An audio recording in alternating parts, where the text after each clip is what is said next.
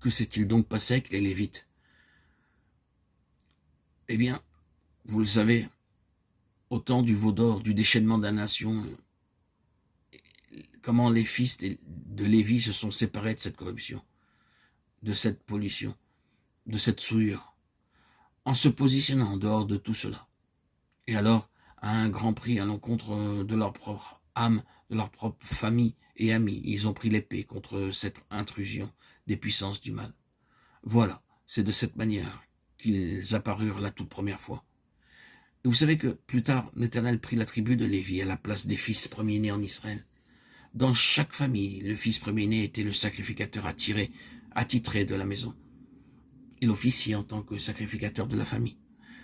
Quand Israël échoua en tant que nation et que dans l'ensemble de la nation, il n'y avait pas ce que l'Éternel exigeait dans le sacerdoce, il sépara la tribu de Lévi sur la base d'un demi-cycle d'argent. Et il en fit la tribu représentative de toute la nation, en tant que l'église des premiers-nés. Représentative, c'est-à-dire que dorénavant, toutes les familles d'Israël étaient représentées dans les Lévites, mais représentées en sainteté, en satisfaction pour le Seigneur. Un peuple au milieu du peuple, donnant à Dieu sa satisfaction, car il doit l'avoir.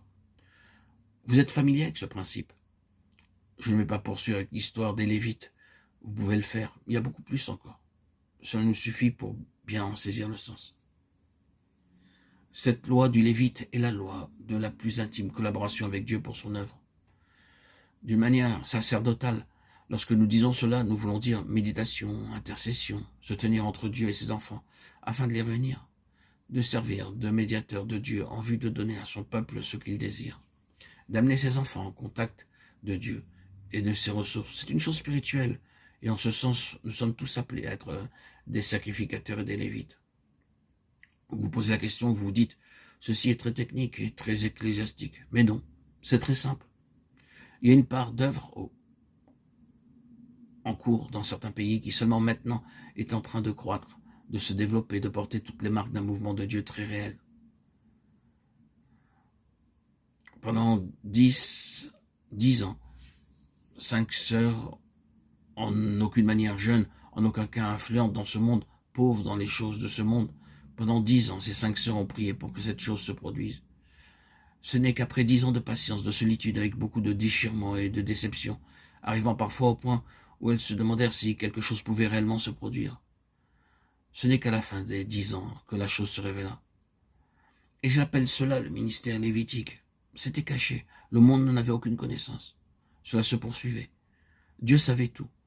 Vous êtes peut-être une âme seule quelque part, vous êtes peut-être un petit groupe isolé dans un endroit, ou peut-être un plus grand groupe, mais que vous soyez seul ou dans des groupes plus nombreux, plus grands, le fait est que c'est à ceci que vous êtes appelés, à être des Lévites de Dieu, dans cette collaboration pour vous tenir non entre lui et le monde,